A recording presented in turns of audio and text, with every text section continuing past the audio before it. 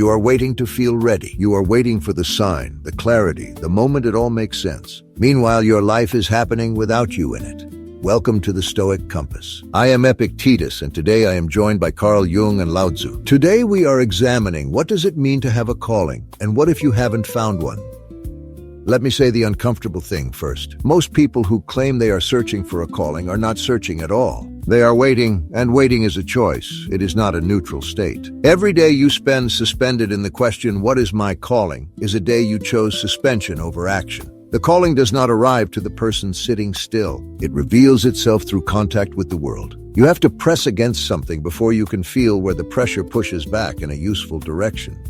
I would push back on that immediately. You are describing the surface of the problem. The reason people cannot move is not laziness, and it is not passivity in the simple sense. It is that the calling, and I do think there is such a thing, is connected to something they have not yet allowed themselves to see. The unlived life sits in the shadow. The person who has been told since childhood that their real interests are impractical, shameful, too small, or too strange, does not simply decide to want what they were told not to want. Something in them has buried it. You cannot run your way out of that.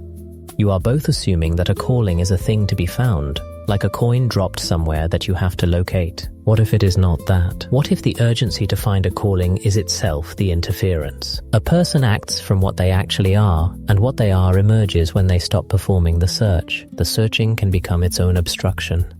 That sounds peaceful, LAOZI, but it is not helpful. A person comes to you at 35, having drifted through a dozen jobs they did not care about, feeling hollow. And your answer is to stop searching? You are telling someone drowning to stop splashing. The problem is not that they are searching too hard. The problem is that they have not yet been honest about what the search cost them when it remains comfortable and theoretical. But Epictetus, you are skipping something critical. Before a person can act meaningfully, they have to have some access to what they genuinely value. Not what they have been trained to value, not what their parents rewarded, not what their culture calls success. And for many people, those two things, genuine value and conditioned value, have been collapsed together for so long they cannot tell them apart. The person you are describing at 35 is not refusing to press against the world. They are pressing, constantly, but against a false version of themselves. The action without that prior excavation just produces more noise. What Jung is describing is real, but the excavation he is pointing to does not always require a process. Sometimes it is simply a matter of noticing what is already happening. Not what you think you want, what you actually do when nothing is required of you, what you return to when there is no reward for returning to it. That is not mysticism, that is just attention. Fine, attention then. But attention to what end? You notice what you return to. Good. Now what? At some point you must do something with the noticing. You must make a commitment that costs you something, or the noticing is just self-indulgence dressed as wisdom. A calling is not a feeling. A calling is a direction that you keep choosing, even when you are not sure it is right. The choice is what makes it real. I do not entirely disagree with that, but I want to say something about the word calling itself. There is a reason that word historically had a religious weight to it, the sense of being summoned by something larger. I'm not asking anyone to be religious, but psychologically, the experience of a calling has that quality. It does not feel like a preference. It feels like a recognition, and recognition is different from decision. You cannot simply decide your way into it. What you can do is create the conditions in which the recognition becomes possible, which means, among other things, getting honest about what you have suppressed.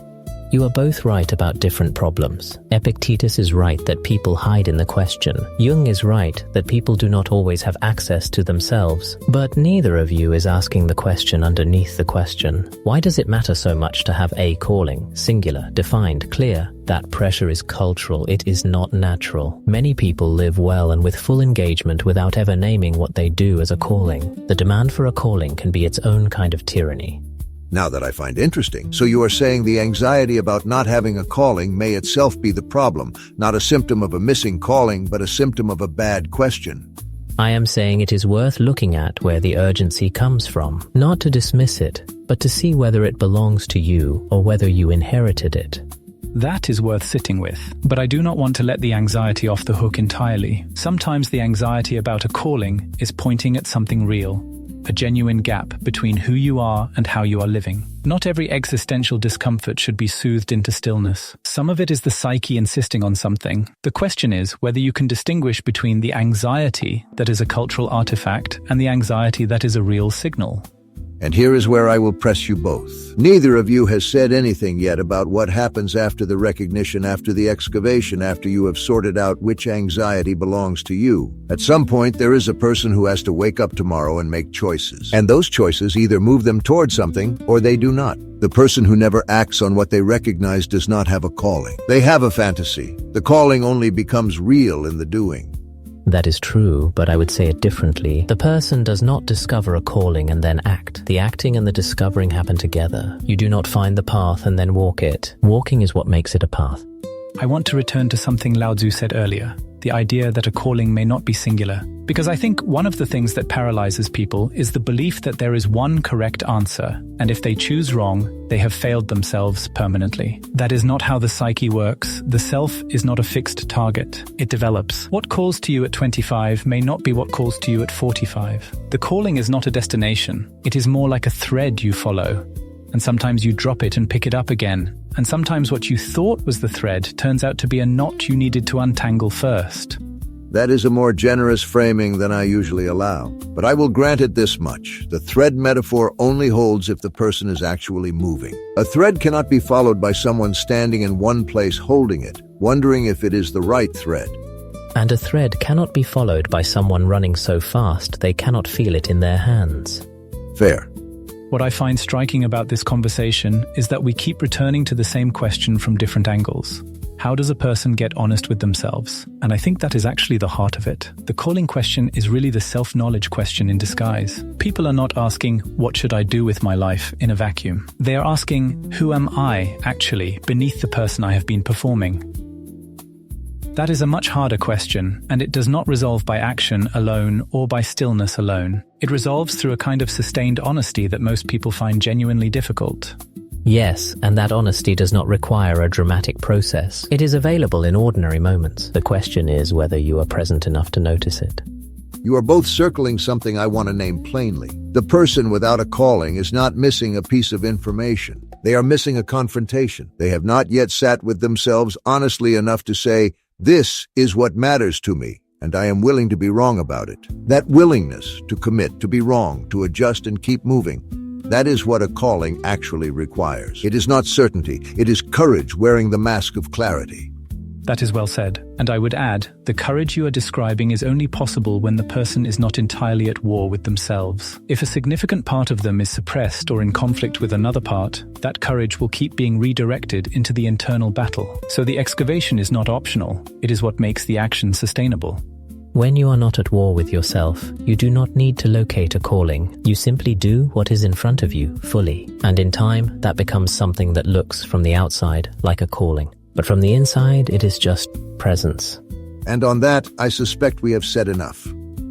You have heard 3 different answers. None of them is wrong. But the debate is not the thing you need right now. Here is the thing you need. Most people who feel lost around a calling are not missing direction. They are missing honesty. Somewhere along the way, in childhood, in early adulthood, under the pressure of other people's expectations, they learn to want the right things, the safe things, the admirable things, and the wanting that was their own went quiet. Not gone, quiet. The reason you cannot hear it clearly now is not that it disappeared. It is that you have spent a long time not listening. A calling is not a career category. It is not a passion you are supposed to feel all the time. It is the place where what you genuinely are meets what the world genuinely needs from someone like you. Most people find it not by searching directly for it, but by getting honest about what they keep returning to. Not what they think they should want, but what actually holds their attention when no one is watching, when there is no reward for it, when it costs them something and they still go back. This is not a process you finish, it is a practice of noticing. Today, try this. Take 10 minutes without your phone and write down 3 things you have done in the last year that felt genuinely like you.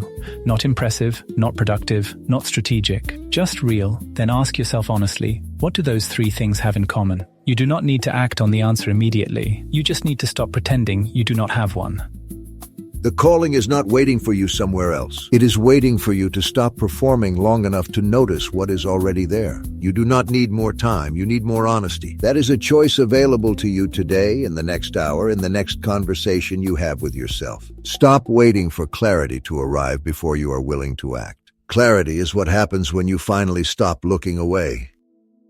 If today's conversation has served you, take it further. Pay Attention by C. Tribute, 12 Lessons in the Practice of Seeing Clearly. Available now on Amazon.